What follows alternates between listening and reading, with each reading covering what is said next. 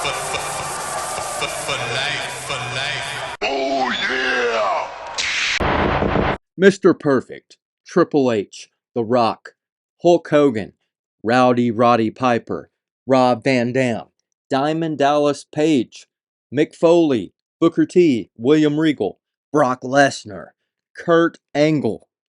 That's a heck of a list, isn't it?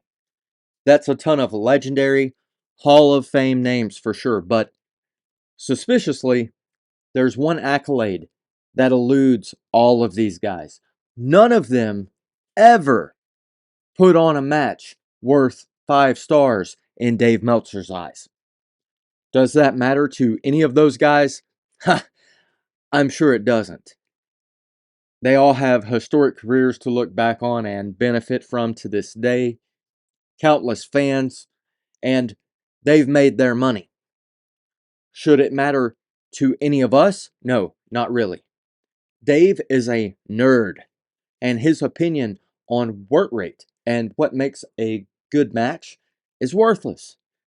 He's made that crystal clear, and I'm sorry to any fans of Uncle Dave, but it's time that everybody talks about it for a little while. You see, it was always obvious that his star ratings and the poor pieces of paper they were printed on are worth less than toilet paper. Yes, it hurts your ass almost as bad as it hurts your eyes and brains. Dave's dirt sheets. And I think the initial problem can be traced back to one of the recipients of Uncle Dave's very first 5-star match, Ric Flair. Yes, Dave gave Rick his very first 5-star rating for a match against Butch Reed on April 7th, 1992 in Miami Beach. Flair would go on to have a total of 12 matches worth 5 stars or greater, according to Dave, including one even reaching 6 stars. And I'm not going to discount Flair or his career. He was damn entertaining, both in the ring and on the microphone. But when Bret Hart said that every match of the man's is the same, and if you've seen one, you've seen them all, he ain't kidding. Many on the internet, myself included, believe Rick was getting all of those favorable grades and awards from old Dave because he was an informant of his for decades. Believe it or not, it's your choice. And it's why I'm going to place this video into the conspiracy theory playlist. I'm just throwing out there what seems clear to me for others to take in and, decide for yourselves. There's no way in hell, at least in my opinion, that Ric Flair is the better performer, not to mention 12 times over the better performer through history in comparison to showmen like The Rock and Hulk Hogan or workhorses like Randy Savage or Kurt Hennig.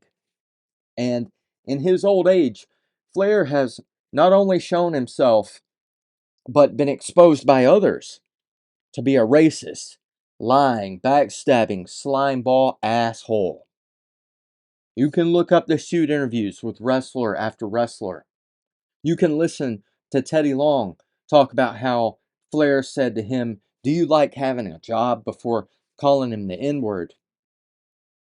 You can look at his long list of ex-wives, his poor financial and drinking habits, letting himself get pimped out by shady companies, putting his name on toxic energy drinks and crappy weed.